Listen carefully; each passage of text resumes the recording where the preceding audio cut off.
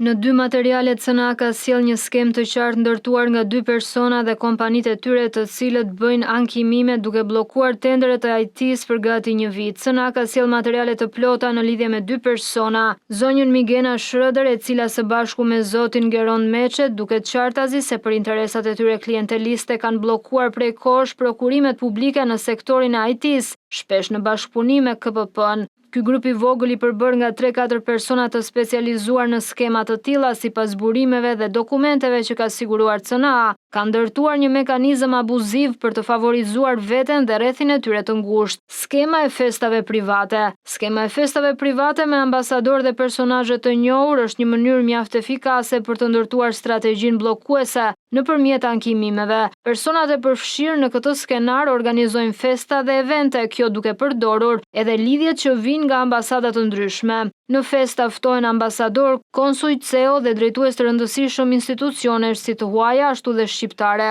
Pjesëmarrësit të ftuar për nder dhe pa e ditur qëllimin e vërtet shfaqen në këto festa. Pas përfundimit të tyre sipas burimeve të CNA-s, festa ka qëllim që të mblidhen apo përdoren fotografitë, komunikimet dhe çdo material tjetër për të kërkuar kthimin e nderit nga të ftuarit, të mos shkojmë më tej te një formë presioni miqësor ndaj të ftuarve.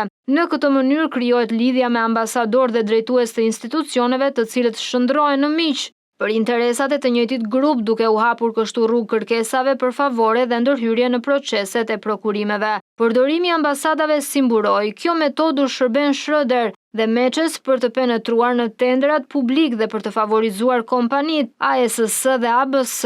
Nëse miqësitë nuk funksionojnë, atëherë grupi kalon në një tjetër fazë, krijimin e historive fiktive dhe shpifjeve ndaj kompanive serioze të tregut të IT-s, disa prej të cilave kanë mbi 20 vite eksperiencë në Shqipëri.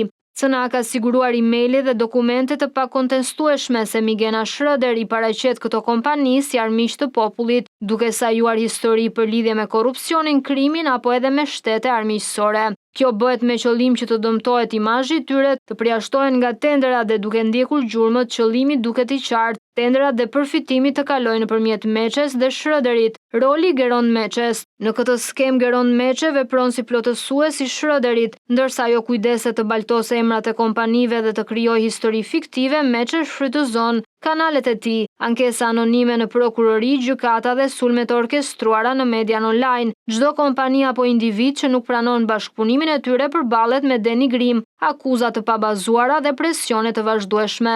Dyshja që plotësojnë njëri tjetrin. Është bërë e qartë sipas burimeve, Migena Schröder ndërton narrativat dhe krijon armiq, ndërsa Geron Meçe përdor median, institucionet dhe mekanizmat e ankimit për t'i dëmtuar kundërshtarët. Ky kombinim i bën të dy një dyshe me synime të qarta, por të rrezikshëm për tregun e IT-s dhe për prokurimet publike, të cilat prej më shumë se një viti vazhdojnë të mbeten të bllokuara.